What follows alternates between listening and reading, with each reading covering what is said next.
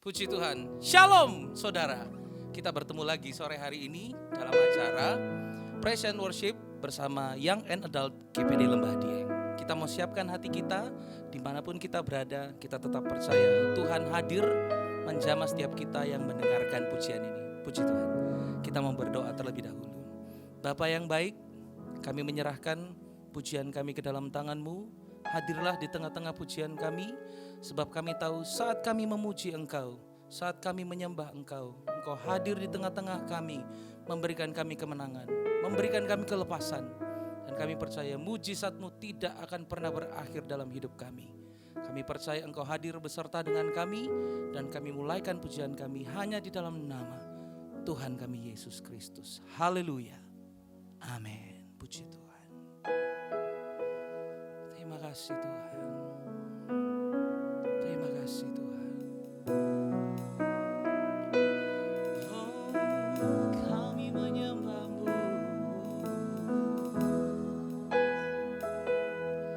Kami menyembah-Mu.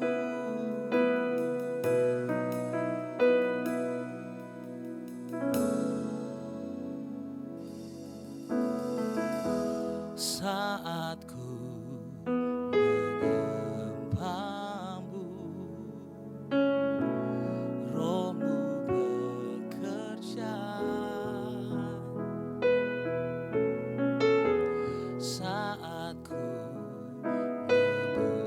memuji-Mu, Kau bertata di atas pujian. Ku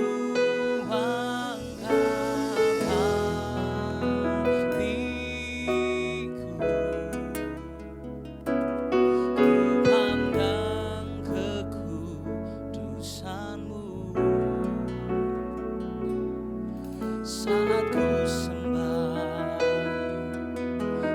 ku puji-Mu, ku rasakan kehadiran-Mu Tuhan.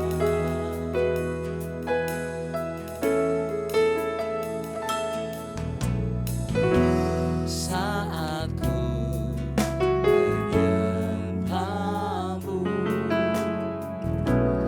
Roh-Mu bekerja. Amin. Saat ku memuji-Mu,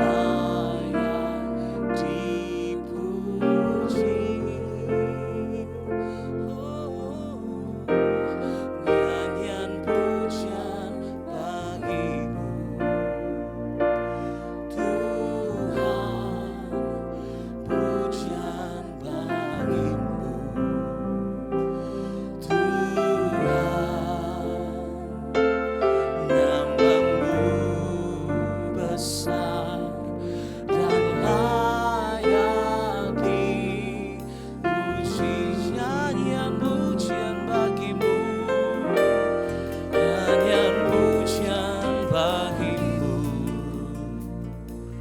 Tuhan, pujian bagimu,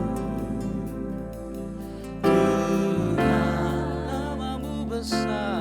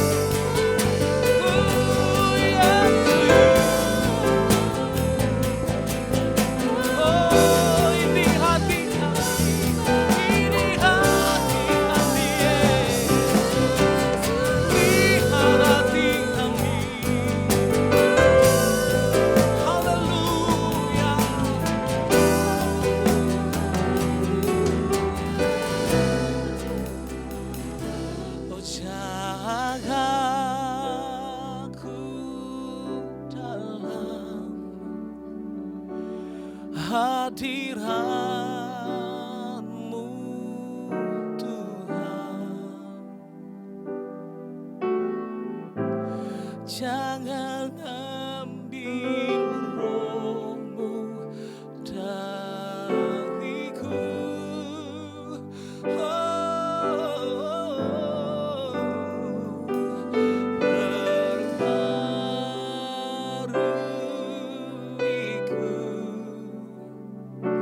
Sukacita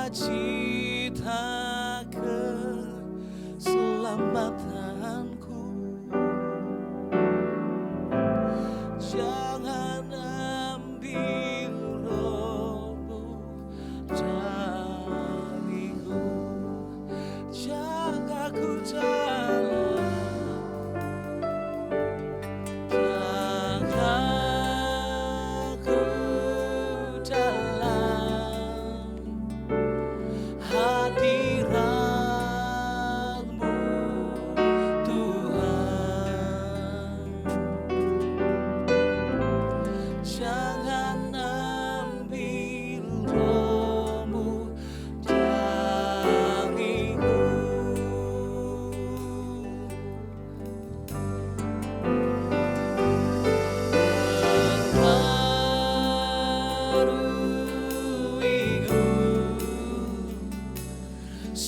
sukacita keselamatanku. Jangan ambil rohmu dariku.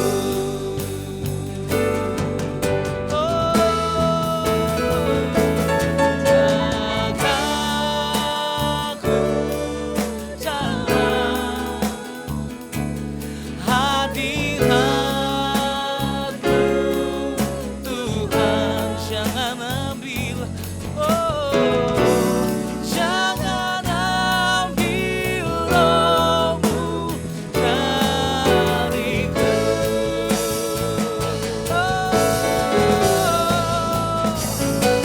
Perbaruiku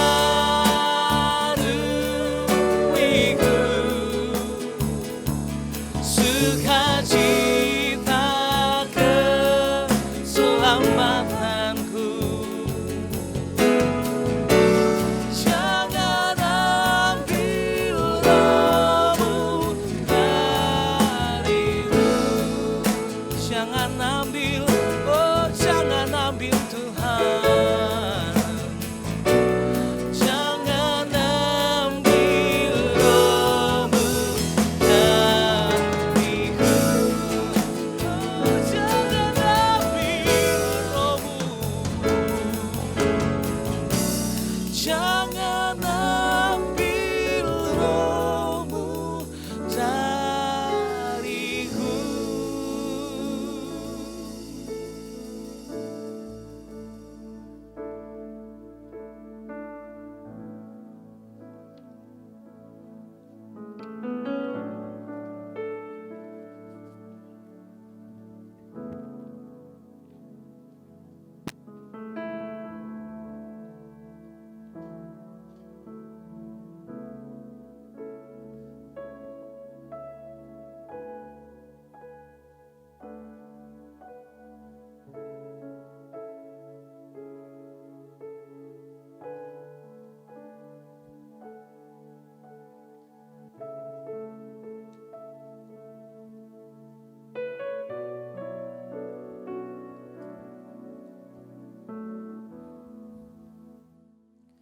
Mari kita berdoa. Bapa, kami mengucap syukur buat kesempatan pada saat ini kami dapat memuji, menyembah, memuliakan nama Tuhan. Kami sambut kebenaran firman Tuhan hanya di dalam nama Tuhan Yesus Kristus. Haleluya.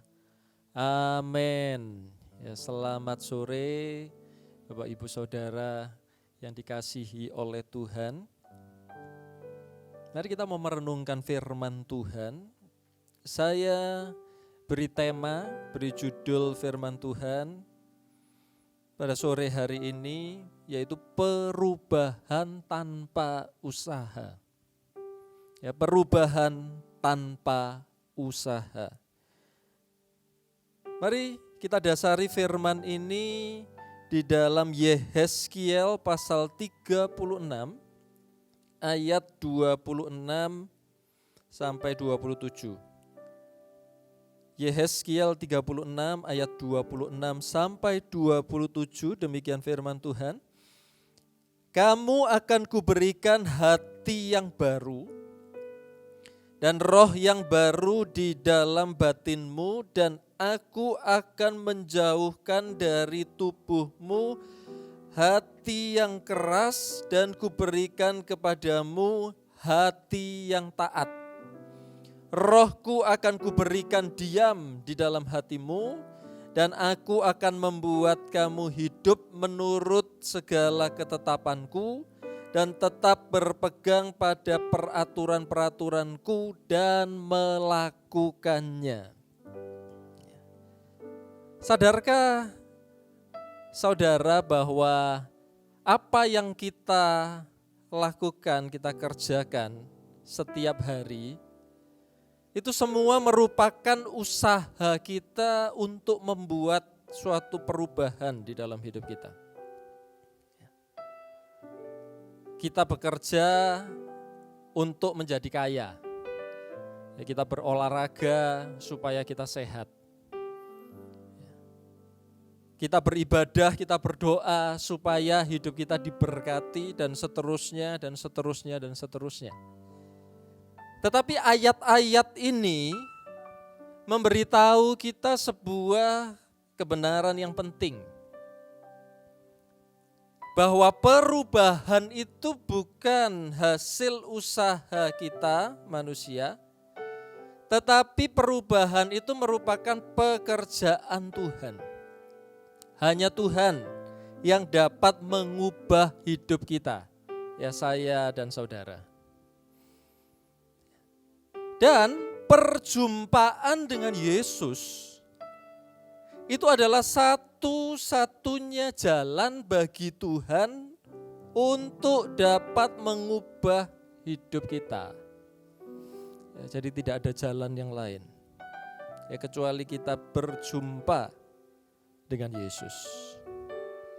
Di dalam Yohanes pasal 4 ayat 1 sampai 42, ya, saya percaya ini kisah yang tidak asing bagi kita. Ini kisah tentang percakapan Yesus dengan perempuan Samaria. Ya, saya berharap saudara sekalian tahu ya kisahnya, supaya saya tidak perlu secara detail ya membahasnya. Kisah ini menggambarkan dengan sangat jelas ya kebenaran ini, yaitu perubahan tanpa usaha. Kita akan merenungkan ya 3 hal. Bagaimana mengalami perjumpaan dengan Yesus ya di dalam kisah perempuan Samaria ini. Ya, bagaimana mengalami perjumpaan dengan Yesus? Yang pertama, Yesus yang harus menghampiri kita. Ya, saudara, kita tidak pernah bisa menghampiri Tuhan untuk berjumpa dengan Tuhan kalau bukan Tuhan yang menghampiri kita. Saya baca di dalam Yohanes 4 ayat yang keempat. Ya, ini ayat yang singkat tetapi menarik. Dikatakan ia Yesus harus melintasi daerah Samaria. Ia harus melintasi daerah Samaria. Ayat ini menarik karena Samaria itu bukan satu-satunya jalan dari Yudea menuju ke Galilea. Bahkan jalan ini itu tidak lazim, ya, tidak wajar dilalui oleh orang Yahudi. Karena pada saat itu orang Yahudi ini bermusuhan dengan orang Samaria. Tetapi ayat ini ngomong Yesus harus melintasi daerah Samaria. Jadi harus ini bukan karena letak geografis yang mengharuskan Yesus melalui Samaria. Tetapi harus di sini karena dorongan hati Yesus hanya untuk menghampiri seorang wanita Samaria yang sedang membutuhkan sebuah perubahan di dalam hidupnya. Jadi Yesus melalui Samaria ini khusus untuk satu orang ya, perempuan Samaria yang butuh perubahan. Tetapi di kisah itu justru awalnya perempuan ini yang enggan ya bertemu dengan Yesus. Ya, dia berusaha menghindari Yesus ya di awal-awal kisahnya. Yang dapat kita pelajari dari kebenaran ini bahwa Yesus itu selalu siap menghampiri kita dan mengubah hidup kita.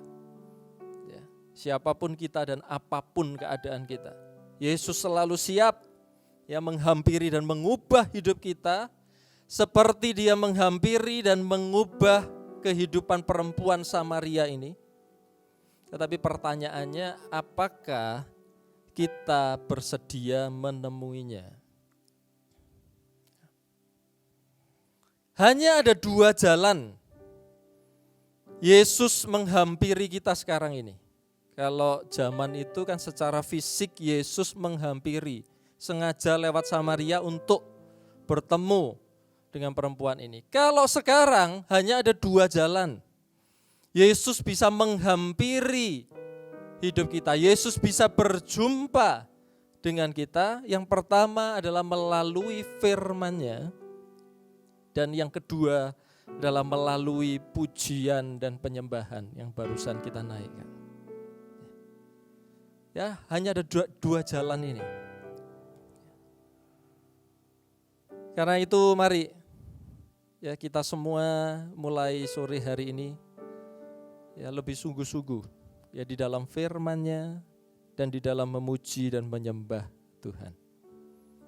Yang kedua, bagaimana mengalami perjumpaan dengan Yesus? Kita harus dalam keadaan haus. Ya, Bapak Ibu Saudara sekalian. Ya. Kalau kita mau berjumpa dengan Yesus, kita harus dalam keadaan haus. Perempuan Samaria ini merespon Yesus karena haus. Karena membutuhkan sesuatu, ya. Karena punya kebutuhan, ya. Maka wanita atau perempuan ini merespon Yesus. Yang ingin saya tekankan di bagian ini adalah kita yang membutuhkan Yesus, bukan Yesus yang membutuhkan kita. Ya. Sekali lagi ya, saya katakan ya, kita yang membutuhkan Yesus. Ya, bukan Yesus yang membutuhkan kita. Dalam kisah ini awalnya ya seolah-olah Yesus yang membutuhkan perempuan Samaria ini. Demikian juga seringkali di dalam hidup kita, ya kita hidup ini seolah-olah Yesus yang butuh kita. Kita melayani Tuhan seolah-olah Yesus yang butuh kita. Tetapi sebenarnya kebenarannya adalah kita yang butuh Yesus. Di dalam Yohanes 7 ayat 37, ya saya bacakan Yohanes 7 ayat 37, dan pada hari terakhir, yaitu pada puncak perayaan itu Yesus berdiri dan berseru. Ya, perhatikan ini. Barang siapa haus, baiklah ia datang kepadaku dan minum. Ayat ini sebenarnya tentang penyembahan, ya, Bapak Ibu. Undangan Yesus ini hanya berlaku bagi yang haus, bagi orang yang membutuhkan sesuatu. Yesus mengundang ya anak-anaknya untuk menyembah Dia. Itu undangan itu khusus bagi yang membutuhkan sesuatu. Ya, jadi saat kita menyembah Tuhan, ini seringkali terjadi kekeliruan di sini ya. Saat kita ini menyembah Tuhan, kita ini tidak sedang memberi kepada Tuhan. Ya, Bapak Ibu Saudara sekalian, waktu kita menyembah Tuhan, kita tidak sedang memberi kepada Tuhan. Kita tidak sedang memenuhi kebutuhan Yesus untuk disembah. Ya, bukan. Tetapi penyembahan itu adalah kita sedang membuka jalan untuk Tuhan dapat memberkati dan menolong hidup kita.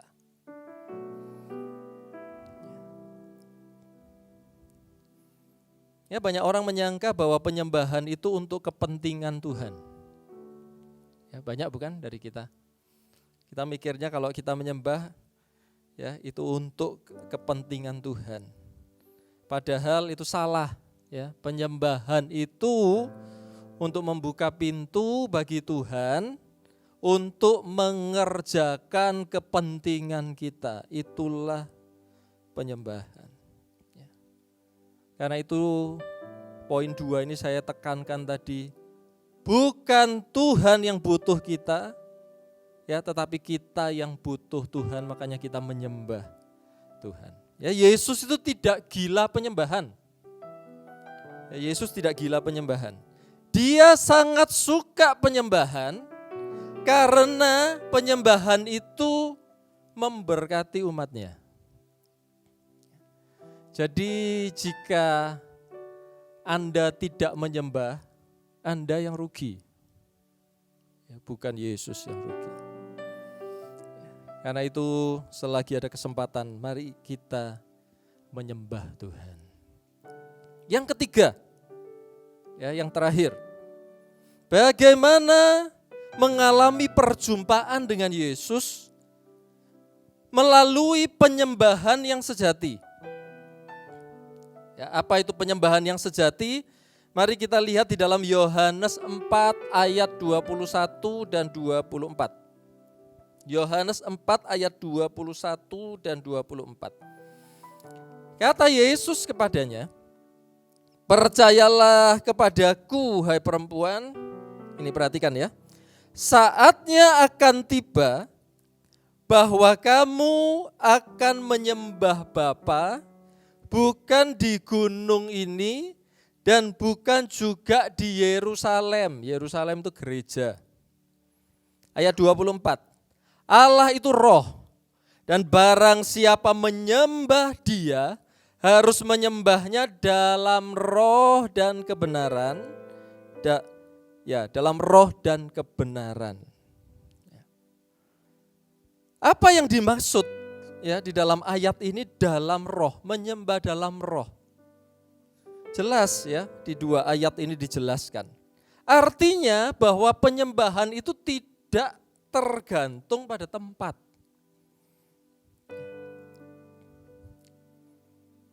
Tempat penyembahan yang sejati, ya, tempat penyembahan yang disukai oleh Tuhan, itu bukan di dalam gedung gereja. Penyembahan yang sejati bukan juga yang kita lakukan di dalam rumah-rumah. Sekarang kan juga ada yang gencar, ya. Yang betul itu ibadah di rumah-rumah. Juga bukan. Ya. Dikatakan bukan di bukit ini dan bukan di Yerusalem. Jadi penyembahan yang sejati bukan di gereja, bukan di rumah. Tetapi di mana? Ya Bapak Ibu, penyembahan yang sejati. Penyembahan yang sejati dikatakan di dalam roh tempatnya.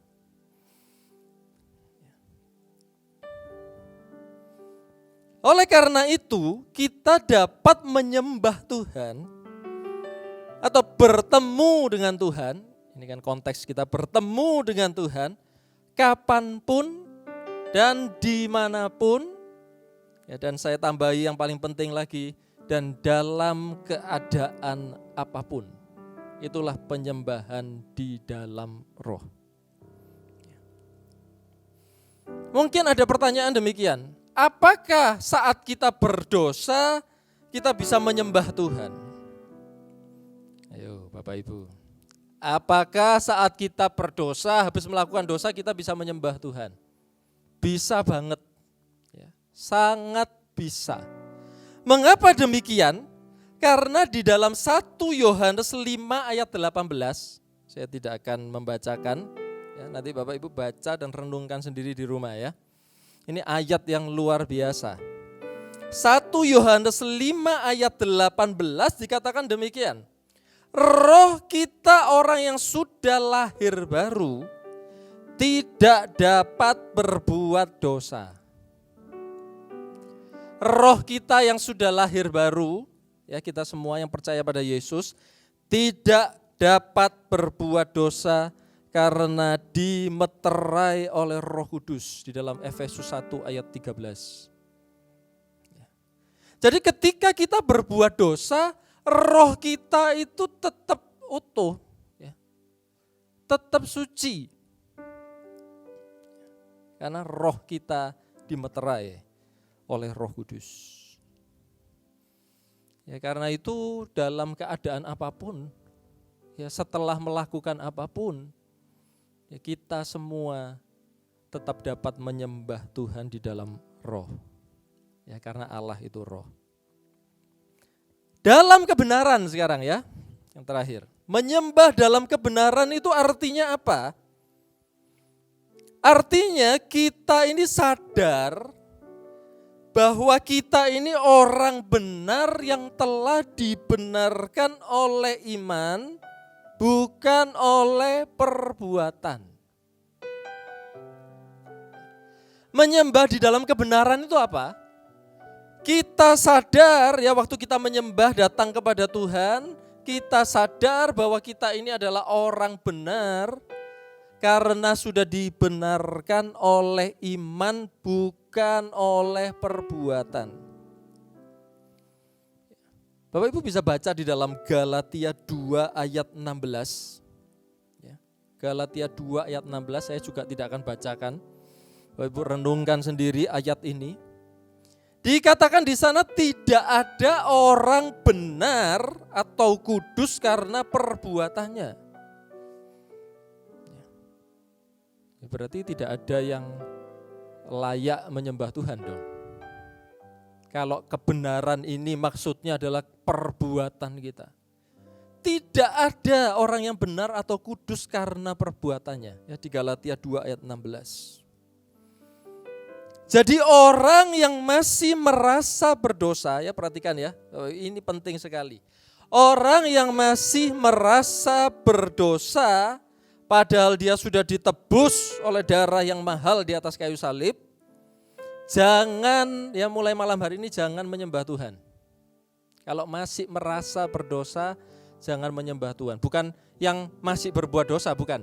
Yang masih merasa berdosa, jangan menyembah Tuhan karena penyembahannya tidak akan pernah berkenan di hati Tuhan. Karena ketika kita menyembah Tuhan, kita harus menyembah di dalam kebenaran. Apa artinya? Kita yakin hidup kita benar. Ya, karena sudah dibenarkan oleh iman dan bukan oleh perbuatan. Ya, demikian renungan firman Tuhan yang bisa saya sampaikan ya untuk sore hari ini. Mari Bapak Ibu, ya mulai hari ini kita menyembah Tuhan di dalam roh dan kebenaran. Sama-sama kita mau kembali menyembah Tuhan ya, sebelum kita berdoa bersama-sama.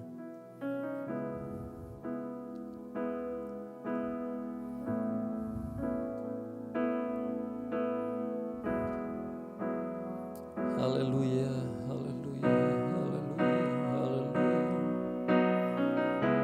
Terima kasih Yesus, penolong yang selalu setia, memenuhi keperluanku, tak pernah dia mengecewakan. Yesusku tak pernah, sekali lagi, penolong yang selalu setia, penolong yang selalu setia, memenuhi keperluanku, tak pernah dia mengecewakan.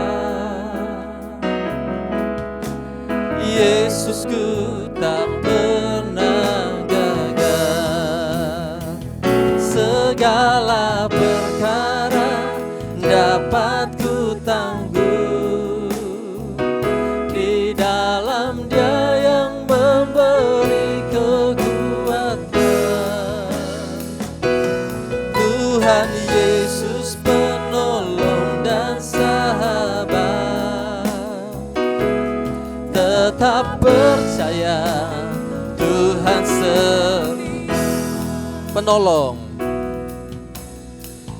penolong yang selalu Mari kita sembah Tuhan yang memenuhi keperluanku, tak pernah Dia mengecewakan. Yesusku tak pernah gagal. Segala perkara dapat ku tangguh. Di dalam Dia yang memberi kekuatan, Tuhan Yesus penolong dan sahabat. Tetap percaya Tuhan segala perkara, segala perkara dapat ku tangguh. Di dalam Dia yang memberi kekuatan, Tuhan Yesus penolong dan sahabat. Tetap percaya Tuhan mari sembah Dia. Haleluya. Oh Yesus,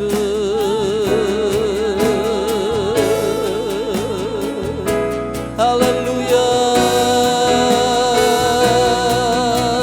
Terima kasih Bapa.